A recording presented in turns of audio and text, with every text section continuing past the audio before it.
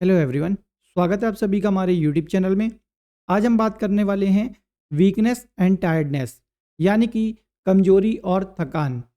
तो इसके क्या कारण होते हैं, क्या लक्षण होते हैं और इसका उपचार क्या है, हम इसके बारे में जानने वाले हैं। अब हम बात करते हैं इसके इंट्रोडक्शन की। तो इसमें हमें सबसे पहले आलस और सुस्ती आती है, और दूसरा है हमारा कमज़ोर इम्यूनिटी, एंड थर्ड है हमारा मेडिकल भाषा में इसे हम सुस्ती या आलस से कहा जाता है। ऐसी स्थिति जिसमें किसी को कमजोरी, कम ऊर्जा, थकान और सुस्ती महसूस होती है। अब हम बात करते हैं इसके कॉजेस की, यानी क्या क्या कारण हो सकते हैं जिनकी वजह से हमको वीकनेस या टायर्डनेस फील होती रहती है। यू हैव पुअर इम्यूनिटी, यानी कि हमारी इम्यूनिटी अच्छी ना होने के कारण हमको वीकनेस या हमको टायर्डनेस फील होता रहता है। अगला है हमारा रिकवरी फ्रॉम एनी इलनेस, यानी कि अगर हमें कोई बीमारी हुई है और बीमारी के बाद हम रिकवर हो रहे हैं तब भी हमें ऐसी प्रॉब्लम फेस करनी पड़ती है। अगला है हमारा न्यूट्रिशनल डेफिशिएंसी, अच्छे न्यूट्रिशंस ना लेने की वजह से भी हमको वीकनेस या टायर्डनेस फील होता रहता है। अगला है हमारा मेडिसिन साइड इफ़ेक्ट, मेडिसिन के साइड इफ़ेक्ट की वजह से भी हमको वीकनेस या टायर्डनेस फील होता रहता है।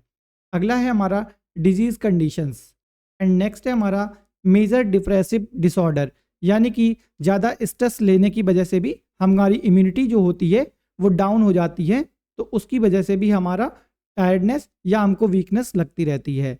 अगला है हमारा लैक ऑफ स्लीप, अगर हमारी सोने की दर कम हो जाती है तो भी हमें वीकनेस और टायर्डनेस फील होता रहता है।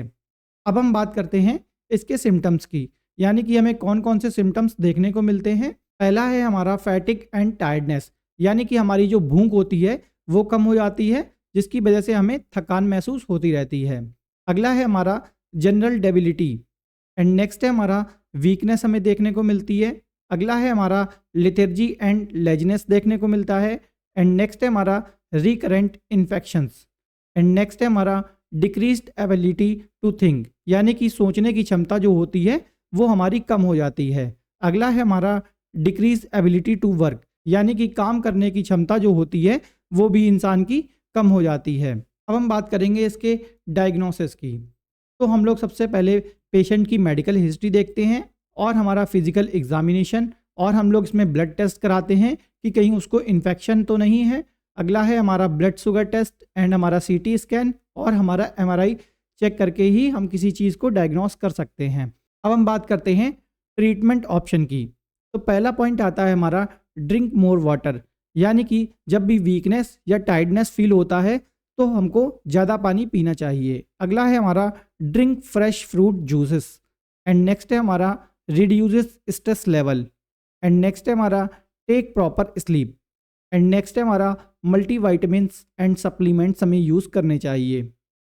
अब हम बात करते हैं मेडिसिन ऑप्शन की, यानी कि कौन कौन सी मेडिसिन हम खा सकते हैं। तो पहला आता है हमारा जिन कोविड टैबलेट, इस टैबलेट को हमें दिन में एक बार लेनी होती है। अगला है हमारा जिन कोविड सिरप, जो कि हमें 5 से 10 ml पर डे लेना होता है। अगला है हमारा न्यूरोकाइन गोल्ड, इसका डोज होता है हमें 1 कैप्सूल पर डे खाना होता है। नेक्स्ट है हमारा बीगाडेक्सामिन कैप्सूल, इस कैप्सूल को हम दिन में एक बार खा सकते हैं। अगला है हमारा सप्रा प्लस टैबलेट, और इसको हम लोग दिन में एक बार खा सकते हैं। नेक्स्ट है हमारा सप्राडाइन डेली, यानी कि इस टैबलेट को हमें दिन में एक बार खाना होता है। नेक्स्ट है हमारा हेल्थ ओके टैबलेट, इस टैबलेट को हमें दिन में एक बार खाना होता है। अगला है हमारा सिप्रा मैक्सी रिच डेली, और इसको हम दिन में एक बार खा सकते हैं। अगला मेडिसिन है हमारा मीको जिंक जी कैप्सूल, इस कैप्सूल को हम दिन में एक बार खा सकते हैं। अगला है हमारा सन फार्मा रिवाइटल एच, इसका डोज होता है हमें 1 कैप्सूल पर डे खाना होता है। अगला है हमारा सुपरम्यून टैबलेट, इस टैबलेट को हम दिन में एक बार खा सकते हैं।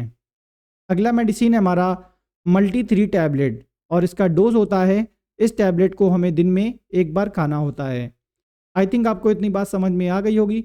वीडियो इन्फॉर्मेटिव लगी हो तो प्लीज़ वीडियो को लाइक कीजिएगा, सब्सक्राइब कीजिएगा और बेल नोटिफिकेशन को दबाना बिल्कुल भी मत भूलिएगा। Thank you.